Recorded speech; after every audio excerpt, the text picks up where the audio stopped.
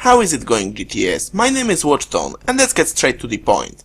I bring you a PU match, or in other words NU of NU, as you can probably tell by looking on the team preview. So a few words about my team. It's rather offensive oriented, with the exception of physically defensive button passing Solrak and especially defensive Ledian with double screens. Marchstomp as well as Ivysaur is holding Evarilite, but don't get fooled. With max offensive investment they are working as bulky attackers more than walls. Other than that, there is an Adamant Guts Ursaring, just to punch a massive holes in my opponent's team whenever that is needed, and a Scarfed Houndour, to clean up whatever is left afterwards. My opponent meanwhile is a guy from Smogon Battlefinder by the name of Sagan, and on his side, in your eyes it might look like a pure randomness, but I see a decent PU team, with Pachirisu as a special wall, Clang as a physical wall, Staryu as rapid sprint supporter, and 3 most likely offensive oriented pokes. So let's see how that matchup ended up. I lead off with Houndour, seeing that he doesn't have anything on his team that would appreciate taking an overheat, but he chooses Staryu for his leading spot. I don't think he predicted that, more likely he was expecting my Marchstomp and wanted to rapid spin my Stealth Rock immediately. Either way, that is not a favorable matchup for me, because unlike Starmie, Staryu is not part Psychic type, so I know he can take one Dark Pulse. That is why I switched to Lediana, which as I already said is my specially defensive double screen supporter, because I know I can easily take any of his attacks and set up my screens. He Thunder Waves me on the switch, but I don't mind that at all, because I'm carrying Res, which joined with my early bird ability allows me to get rid of status as well as recover my health at any time I want to. But anyway, that leads to some mind games right now, because he switches to Clang as I set up light screen, probably knowing that Staryu can't really touch me, and then sets up a charge on the turn I get fully paralyzed, so I'm thinking okay, now I'm really curious what he wants to do. But then rather than attacking me, he goes for a Toxic, probably predicting my switch. However, I want to scout his moveset before I choose appropriate switching, especially that I'm more than able to do so. That is why I go for a Rest right there, thinking that he will just attack me at this point, but again he goes for a Toxic, so now I'm like, if you really want to get that Toxic off so badly, Ursaring is a volunteer to take it. Although funnily enough he actually misses a Toxic as I switch to it, and I get burned by my Flame Orb instead.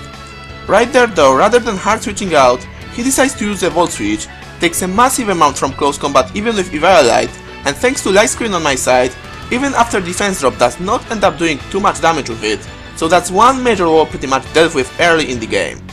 Anyway, he brings his Cricketune, which turns out to be very interesting technician utilizing set, almost turning this thing into a Skyter, well, kinda.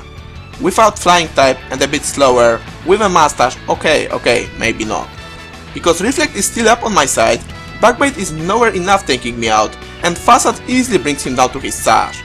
But because I'm not going to live another one, I switch to Marchstomp just to set up my Stealth Rock, so that unless he spins them away, his Cricketune will go down on the next switching. He sees that coming though and switches back to Staryu just to rapid spin them right away.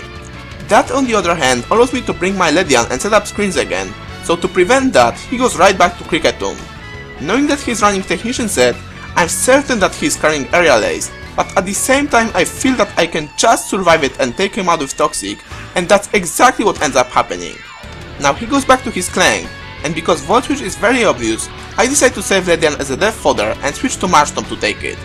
However, he ended up being faster than me, allowing him to Toxic me before I finish him off with an Earthquake, which will come into play later on in the game. Now in comes Grovyle, so I switch to Ledian as a death fodder, but he sets up a substitute predicting that and then takes me out with Hidden Power something.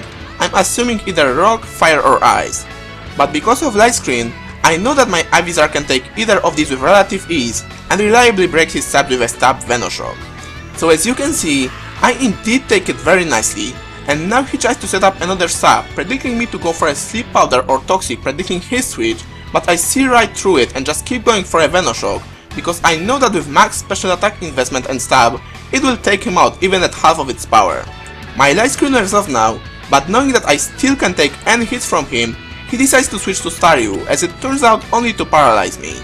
He doesn't take a Venoshock well at all though, and maybe he wasn't expecting me to carry secondary stab, but I do in form of Giga Drain, which easily takes him out from this range and recovers my health back up to full, so things are looking good. Now in comes Furet, and knowing that these things can run either a supporting or offensive likely choice set, I decide to stay in, scout what he wants to do and put him to sleep. He knocks off my Evarilite, but pays a price for that, because I break through paralysis, don't miss the sleep powder, and he told me after the match that this thing had a toxic orb and a facade, so having a nap is definitely not what he wanted. Still, now that my Everlight is gone, he decides to save it as a sleep fodder and switches to Grovyle again on the turn I go to Ursaring, just to wreck him with close combat if he tries to burn the sleep turns. Because I'm so low on health, I let him take me out of hidden power, because that gives me a free switch to my Houndour, which at this point threatens his entire team. Or at least that's what I thought until he broke his Pachirisu, which is probably what gave me the most troubles this game, as funny as that sounds. You see, with its decent defenses, Volt Absorb, and access to moves like Super Fang, Thunder Wave and Volt Switch, Pachirisu can actually do a nice job as a wall/supporter in PU, and by the amount he took from Modest Flamethrower, this thing certainly seems like it. So because with leftovers it doesn't even look like a free hit KO, I switch to Marshtomp predicting either a Thunder Wave or a Volt Switch. Then I go for an Ice Punch, expecting him to go back to his Grovyle, because you know, what could Pachirisu possibly do to Marshtomp? Well, it can for instance cut its HP in half with a Super Fang and take it out with a Helm of Toxic, especially that instead of just taking him out with a Stab Earthquake, I decide to set up my late game rocks for no good reason. So then I go back to Houndour, thinking that from this range, I might be able to 1 or 2 hit KO him with an overhit, but it unfortunately misses, he T-Waves me, and then sets up a charge, which in turn allows him to take another one. So because of that, we get to slower paced part of the game now, since my only real way of breaking through this thing lies in residual damage. That is why I go back to Ivysaur, Toxic him as he goes for a Super Fang, and the next couple of turns are nothing but him going for a Thunderbolt for a tiny bit of damage, and me getting fully paralyzed.